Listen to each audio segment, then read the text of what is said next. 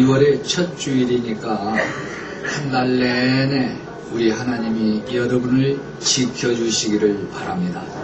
그래서 여러분들이 마음이 평안하고 꼬이던 일이 풀리고 막혔던 일이 터지고 어두웠던 일이 밝아질 수 있는, 그래서 제 친한 친구가 저에게 메일을 보낼 때마다 해피합시다. 그런데 그 말 그대로 행복하게 해피하게 사는 2월이 되기를 바랍니다. 여러분 중에 예수의 교회라는 말을 들어보신 일이 있으신지요? 아마 별로 없으실 겁니다. 예수님은 이런 교회당 건물을 세우지도 않았고 교회라고 하는 조직체를 만드신 일이 없기 때문입니다. 그렇다면 예수의 교회란 말은 잘못된 말인가? 라는 질문 앞에 서게 됩니다. 교회란 말이 두 의미를 갖는데 하나는 보이는 교회이고 하나는 보이지 않는 교회입니다.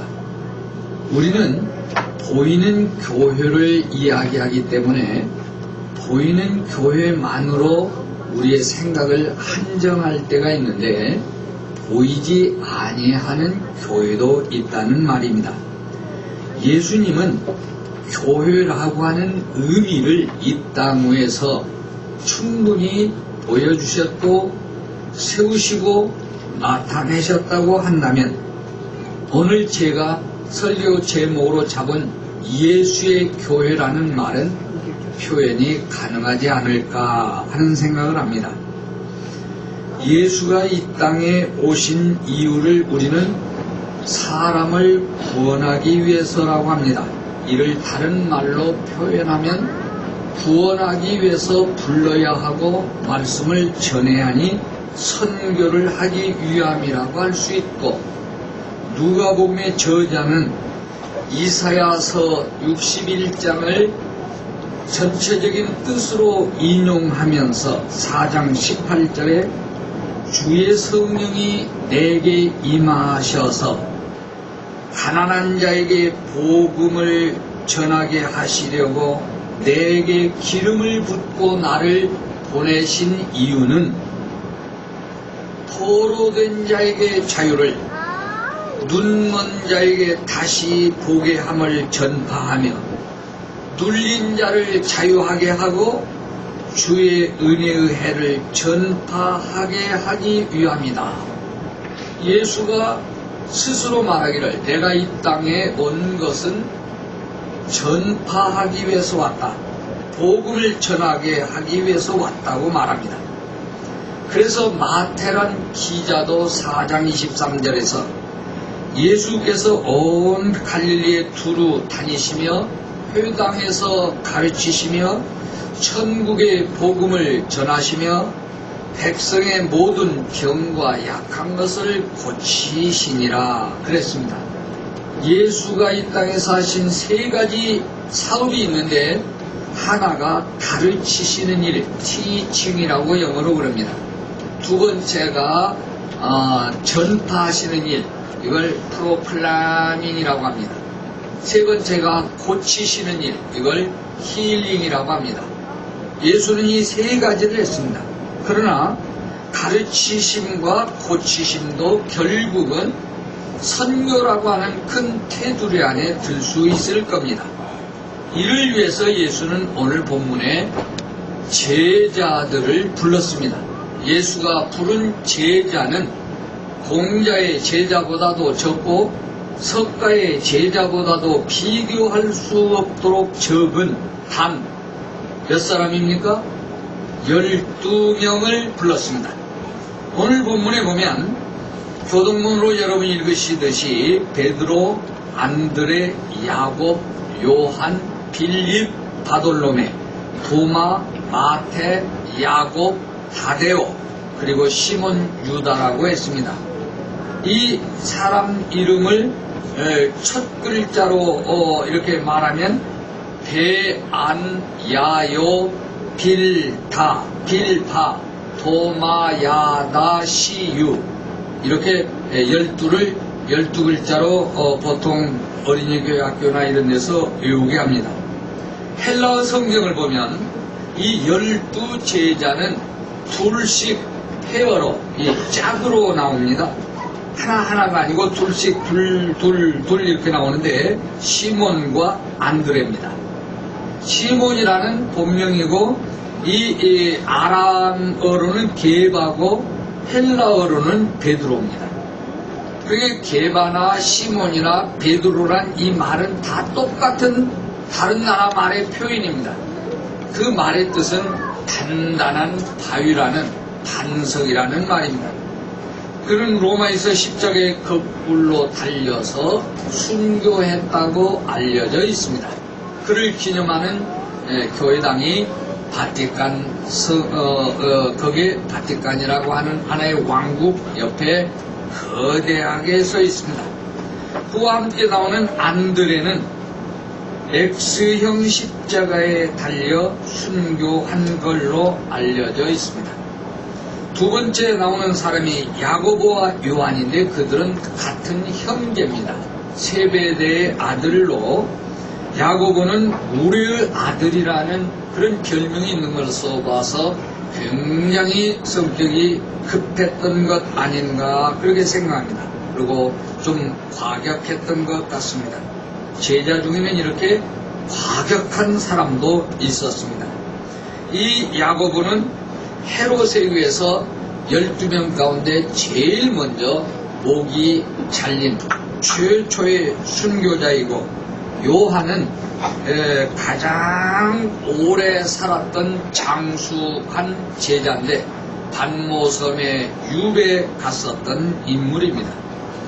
세 번째 그룹이 빌립과 바돌로메인데 빌립은 베세다 출신이니까 베드로와 고향이 같습니다.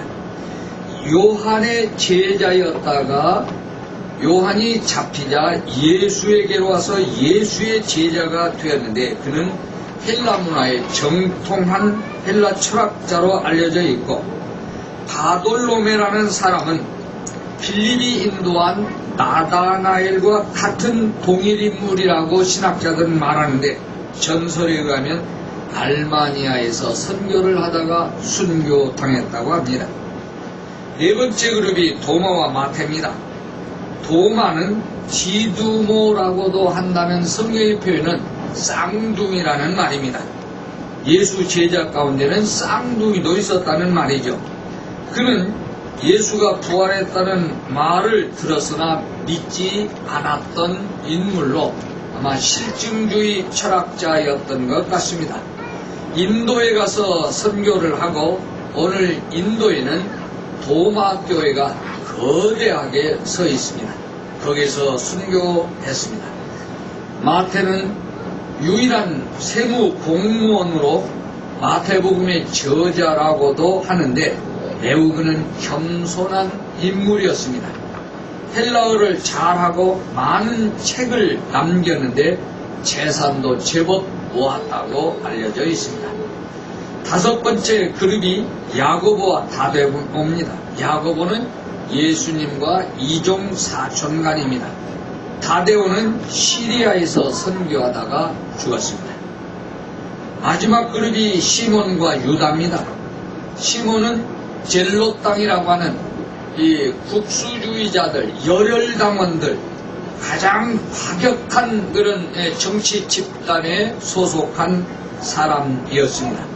유다는 예수를 팔고 자살해 죽은 사람입니다. 그를 가룟 유다란 말로 하는 것은 가룟은 거짓이나 배신을 의미하는 땅 이름입니다.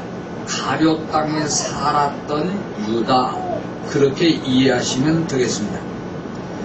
제가 소개한 오늘 본문에 나오는 이 12제자를 예수님은 부르시고 그들에게 귀신을 쫓아내며 병을 고치는 권능을 주셨다. 그리고 세상에 내보냈다. 여기에 세 가지 아주 기억해야 할 단어가 나왔습니다. 오늘 본문에서 나오는 말 중에 첫째가 12제자를 불렀다고 했습니다. 제자는, 사도는, 하나님의 종은 자기가 되는 게 아니라 뽑혀서 됩니다. 불리워서 됩니다. 사로잡혀서 됩니다. 저도 예수 잘 믿는 집안의 아들로 태어나 신학을 하고 얌전한 목사가 된 게 아니라 예수는 전혀 알지도 못하고 그냥 절하는 것, 그리고 뭐 이렇게 살라서 제사 지내는 것, 그런 유교 집안에서 전통적인 가정에서 태어났으나 하나님이 저를 이렇게 불렀습니다. 그건 제가 아주 확신하는데, 그래서 멀지도 않은 고사동에 사는데 선 너머에 있는 중화산동의 친구 집에 하숙을 갔습니다. 그 보통 부모님은 허락 안 했을 텐데 역시 저희 부모님은 대단하신 양반들이요. 그걸 허락한 걸 보면. 그래, 때를 써가지고 강력하니 말하니까 제 고집을 누가 꺾으랴. 그래, 가서 하숙을 해봐라, 이 자식아. 하숙이 얼마나 그렇게 좋아 미쳐 죽는가 한번 봐라. 그래, 친구 집에 가 하숙을 했는데 그 친구 집이 예수를 아주 독하게 믿었어요. 아주 독하게, 진짜만 뺐습니다. 아주 독하게 믿어서 예수병원에 그 어머니가 다니셨는데 주일날은 밥을 안 해요. 그래, 찬밥을 이렇게 줘요. 그러면 교회를 갈 때는 대문을 꽝꽝 잠궈. 나는 교회를 안 다니는 사람인데. 문짝도 잠글라고 해서 문짝 잠그기만 그냥 박살을 내버린다고 했더니 문은 안 잠그고 부서질까봐 갔어요. 그래서 배도 고프고 할 일도 없어서 좀 가볼까 하고 포켓 넣고 따라다닐 때도 조금 있었고, 가봐야 별 볼 일 없고 그러니까 이 학생들 머리 나가서 뽑아당기고 이렇게 그 하루에 한 12제자 12개 오늘 뽑자. 이 학생 죄 없는 이 학생 머리를 뽑았는데 그분들한테 참 죄송해. 아직 한 번도 못 만났어요. 그러던 나이였는데, 그게 하나님이 불러서 치니까 오악산 등산을 갔다가 그만 폐렴으로 거꾸로졌어요. 예수병원에 실려가 7명이 폐렴 환자로 입원을 했는데 1958년에 이때의 폐렴은 지금은 감기인데 아주 어려웠어요. 7명이 폐병 환자같이 완산다리 옆에서 올라가서 오른쪽 고개 언덕 위에 있었던 예수병원에 입원해 있는데 7명 중에 5명이 죽었어요. 폐렴으로. 그리고 나하고 전북대학생만 살아났어요. 그때 내가 놀래가지고 믿음이 있어 그런 것도 아니에요. 놀래서 그랬어. 살라고. 하나님, 이 고등학생을 부르면 손해 아닙니까? 내가 뭔 죄가 그렇게 많다고 좀 쌈 좀 하고 주먹 좀 쓴 것 외에는 그렇게 잘못한 것도 없는데 나를 불러가려고 이러시오? 그냥 살려주시오. 그 기도할 줄 몰라서 자꾸 살려주시오. 만약 살려주면 내가 평소에 서울대학을 가려고 했는데 그거 안 가고 갈 실력도 없었을 거야. 내가 허풍을 떨어서 그런 거지 아닌가 싶은데 내가 안 가고 신학을 해서 목사가 되겠습니다. 그런 데 산 거예요, 내가. 그러니 하나님이 교만하지 말라고 눈을 팍 쳤는가. 나와 보니까 칠판에 글씨가 안 걸려서 1958년부터 안경제비가 됐으니 손가락으로 셀 수가 없을 만큼 오래 안경을 썼네요. 그래, 참 약속대로 신학을 가고 그래서 목사가 됐죠. 목사만 그런 게 아닙니다. 이 장로님들이나 권사님이나 집사님이나 여러분이 택한 것 같아도 여러분이 택하게 만든 보이지 않는 손이 있습니다. 보이지 않는 힘이 작용했습니다. 하나님이 12제자를 뽑았지 12제자가 하나님을 택한 게 아니란 말입니다. 여기에서 불렀다 12제자를 철저하니 하나님의 종들은 불리움을 받은, 다시 말하면 소명의 종이어야 합니다. 이 소명, 콜링, 이 선택함을 받아야 합니다. 그렇지 않고는 목사도 장로도 집사도 권사도 성가대도 할 수 없습니다. 여러 가지로 누가 박수 많이 쳐줄게 성가대 하라면 하겠습니까? 누가 박수 쳐줄 테니까 장로 하라면 하겠습니까? 참 고난의 길입니다. 누가 목사 박수 매 주일날마다 칠 테니 목사라면 하겠습니까? 사람의 힘으로 할 수 없는 겁니다. 불리움을 받아야 합니다. 이 선택을 받아야 합니다.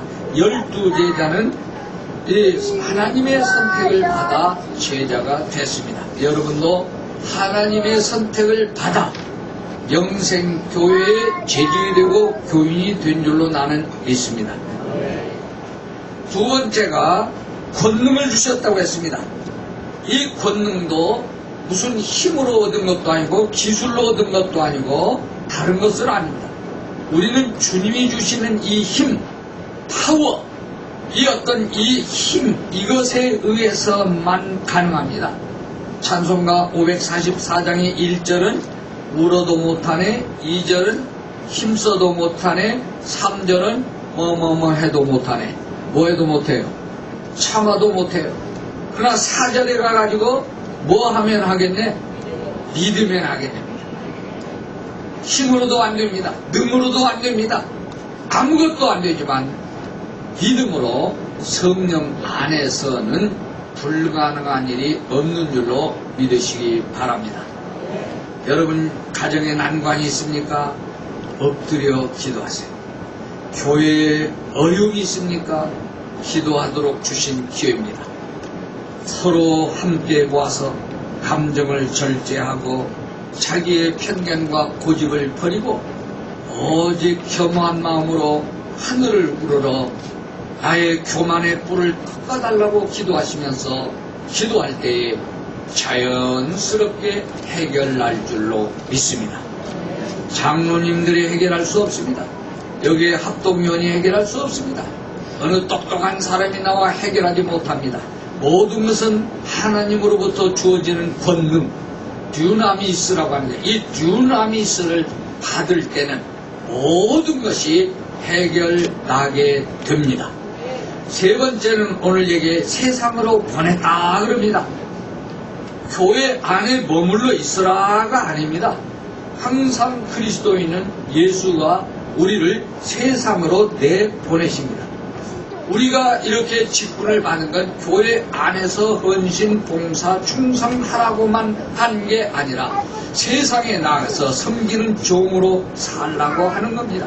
그래서 예수의 교회는 사람을 부르고 부른 사람에게 힘을 주고 그리고 그 사람을 교육하고 훈련하여 세상에 파송하는 교회였습니다.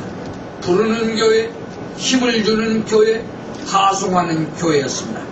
여기서 우리는 예수의 교회가 갖는 이 특징 안에서 네 가지를 발견합니다. 예수의 교회에 교인들이 있었다면 12제자인데 그들은 각양각색의 사람이었습니다. 사람을 표현하는 말 중에 헬라 말의 이 성경에는 라오스라는 말과 오클로스라는 말이 있는데 여기서 예수의 제자들은 모두 오클로스라는 말을 쓰는데 이 말은 어중이 떠중이라는 말 뜻으로 표현하면 좋습니다. 예수의 제자는 예수의 교회 교인들은 어중이 떠중이었습니다. 직업, 성격, 출신, 배경, 학벌 다 달랐습니다.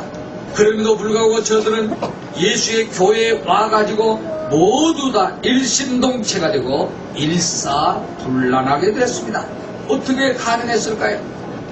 예수가 잡아다가 산에서 가끔 무슨 빠따를 쳤을까요? 아니면 어느 학교에 보내서 교육을 시켰을까요? 어떻게 가능했을까요? 그게 가능한 것이 성령입니다. 성령으로 저들이 변화를 받았습니다. 성령의 충만함을 오순절 마가 다락방에서 엎드려 기도하다가 위로부터 내리는 성령의 은사를 받자 겁이 없어졌습니다. 두려움을 몰랐습니다. 가던 길을 바꿨습니다. 그리고 보이지 않게 보였습니다. 할 수 없었던 힘을 얻었습니다. 이것이 교회 공동체를 이루는 일이고 인간을 바꾸는 일이며 교회가 서야 할 자리입니다. 오늘 이 영생교회 필요한 건 돈이 아닙니다. 방법이 아닙니다. 기술이 아닙니다. 지식이 아닙니다. 이런 성령의 충만함이 이 교회 역사해야 할 줄로 믿습니다. 영생교회가 성광교회가 연합하는 일로 모든 일이 다 끝나는 게 아닙니다. 지금 그 연합 때문에 그 고비를 넘느라고 허걱허걱하고 미끄러졌다가 올라갔다가 두어 앞으로 갔다가 너댓보 뒤로 갔다가 엎어졌다가 또 뭐 빤스끈이 끊어졌다가 별별 짓들을 다 하는데 내가 옆에서 보면 참 우습기도 하고 참 안타깝기도 하고 좀 그럽니다. 내가 옆에서 가만히 보면 해야 할 일이 산적해 있어요. 통합교회가 이루어야 할 기초 중에 하나인 교회 정관은 어떻게 만들며 통합된 교회 이상과 꿈은 무엇으로 설정해야 하며 하는 건 아무것도 난 모르긴 모르지만은 뭐 그런 것 자시고 저시고 할 새도 없이 그냥 통합하는 일 그 자체만에 헉헉헉 흑흑흑 하고 있는 것 같아요. 예, 지금 뭐 어쩔 수 없는가 본데 그러고 나면 다 모든 게 끝나는 게 아니라 통합 이후에 올 일들을 내다보는 눈을 떠야 합니다. 서로 다른 경험을 가지고 수십 년만 살아온 두 교회가 합해졌는데 어찌 거기에 지각태각이 없을 수 없으며 어떻게 거기에 갑자기 그냥 형님 좋아 뭐 그러겠습니까? 모르겠어. 나같이 그냥 맥주라도 한잔하면 그냥 한 잔씩 하면서 좀 풀란가도 모르지만 여러분 그런 것도 할 줄도 모르잖아요. 여러분은 모르는 걸로 내가 알고 있어요. 그러니 뭐 어떻게 풀겠어요 이걸. 풀 수 있는 방법이 없는 거예요. 그러니까 그 일 이후에 오는 먹구름과 그냥 그 고비와 그 난관과 시련들이 합하는 일만이 아니라 그것들도 있습니다. 하나 염려할 거 없습니다. 어메 양 목사님 양 교수님 설교를 들었더니 하나 배웠네. 그런 얘기가 아닙니다. 그런 일들이 있지만 얼마든지 성령으로 그런 일을 극복할 수가 있다는 말입니다. 예, 그러니까 이 어중이 떠중이가 합해진 것도 그런 겁니다. 성령의 용광로에 들어가야 합니다. 오늘 우리들은 예수의 성령의 용광로를 그 어떤 무쇠도 어떤 고집도 어떤 것들도 다 녹여낼 수 있는 줄로 믿으시기 바랍니다. 예수의 교인들은 철저하게 세상에 나가 복음을 선포하는 사람들이었다는 겁니다. 왜 내보내느냐? 복음 전하라고 내보냈습니다. 왜 우리를 부르냐? 복음 전하라고 불렀습니다. 예수의 교인들도 말할 수 없는 시련과 곡절을 겪었습니다. 내가 너희를 보낸 것이 양을 이리 가운데 보낸 것 같다. 예수님이 그랬습니다. 너희들이 둘씩 짝지어가면 탄탄대로가 있을 것이다. 그러지 않았습니다. 어려운 시련에 바람이 불 거다. 많은 비바람이 있을 거다. 이 양을 이리 가운데 보낸 것 같다고 그랬습니다. 나가서 보니 참 많은 어려움을 그들이 겪습니다. 고난에도 가난도 있고 배고픔도 있고 여러가지 박해도 있고 압력도 있고 체포도 있고 미행도 있고 이런 모든 시련과 질투와 살인과 모함과 박해를 견디며 살았습니다. 인동조같이 말입니다. 겨울에 피는 꽃, 그 꽃이 찬란하고 아름답습니다. 고생 후에 얻는 떡의 맛이 좋은 겁니다. 너희는 이럴 때 뱀같이 지혜롭고 비둘기같이 순결하라 했습니다. 이것도 주님을 의지할 때만 가능합니다. 예수의 교회가 시련과 고통을 경험했다면 영생의 교회도 이런 시련과 고통을 경험해야 하고 예수의 교회가 그 후에 영광과 승리를 맛봤다면 여러분들도 그 결과는 그 최후는 마침내 영광과 승리가 될 줄로 믿습니다. 예수의 교회의 교인들은 철저하니 오직 예수였습니다. 그래서 예수 교회를 이끌어 예수 교회에 다니는 사람을 일컬어서 크리스찬이라고 합니다. 크리스찬이라는 말의 뜻이 무엇입니까? 영어의 크라이스트에 IAN이 붙었죠. 그 말은 이 그리스도를 따라가는 사람, 그리스도의 추종자, 그리스도의 패거리라는 말입니다. 폴리티시안, 뮤지시안 다 IAN이 붙으면 그것을 따르는 사람이라는 영어의 표현입니다. 크리스찬, 크라이스트를 따라가는 사람입니다. 그런데 어느 교회는 여기 말고 저 충청도 가면 많아요. 그리스도를 따르는 게 아니라 목사를 따라가. 저 동쪽에 가면 강원도나 경상 가면 그리스도를 따르는 게 아니라 장로를 따라가다가 허방에 풍덩 빠져. 사람을 따라서는 안 됩니다. 사람을 바라보는 눈에서 그리스도를 바라보는 눈으로 오늘 우리의 관점을 바꿔야 할 줄로 믿습니다. 우리는 오직 예수의 교회 교인들이 오직 예수만 바라봤습니다. 한국의 교회, 영생의 교회가 왜 오늘 예수를 믿지 않고 교파의 교리를 믿는가요? 왜 예수를 따르지 아니하고 인간을 따라가나요? 왜 예수를 직접 알려고 하지 않고 예수에 대해서 알려고 하는가요? 왜 예수의 정신을 배우려고 하지 아니하고 예수에 대해서 들려오는 소문을 듣고 따라가려고 하는가요? 우리는 본질은 버리고 형태만을 취하고 있습니다. 이건 잘못된 겁니다. 예수 정신으로 뭉쳐야 하고 예수 자체 속에 들어야 하며 예수의 본질 속에 우리의 몸을 담가야 합니다. 여러분은 양교천을 따라서도 안 되고 저 유명하다는 여의도의 조다윗인가 누구를 따라가서도 안 됩니다. 용기도 좋더만 다윗이라고 그래요. 참 나는 할 수가 없습니다. 용기를 또 없애고 다윗이래요. 자기가. 그랬더니 기장 목사들 헛바람 난 사람이 무슨 황시대 선배가 하는데 바울이래요. 쌍방울이라고 해라. 내가 차라리 그랬죠. 황바울이래요. 자기가 황바울. 무슨 쓸데없는 짓을 하는 겁니까? 사람을 따라가다가는 안 되는 겁니다. 누가 이 교회 목회자가 되느냐 안 되느냐, 이 교회 장로가 누구냐 안 되느냐 중요한 게 아닙니다. 오직 여러분 마음속에, 여러분 가정 속에, 여러분 사업 속에, 여러분 인생 위에 우뚝 예수 그리스도를 세우시기를 바랍니다. 예수님의 교회는 예수만을 따랐습니다. 이제 영세교회가 예수의 교회를 배우고 따라가야 합니다. 그러기 위해서 우리는 떨쳐 일어나야 합니다. 그리고 세상의 빛을 발휘하고 해방의 복음을 전파해야 합니다. 나는 오늘 영세교회가 예수의 교회와 같이 하나님의 부름에 응답하고 성령이 주시는 권능을 받아서 하나님의 공동체를 이루고 만방의 복음을 전하는 하나님의 교회가 되기를 축원합니다. 사랑에 충만하고 모이기를 힘쓰며 날로 부흥하고 예수의 교회와 같이 언제나 가난한 이웃과 더불어 사는 하나님의 교회가 되기를 간절히 축원합니다.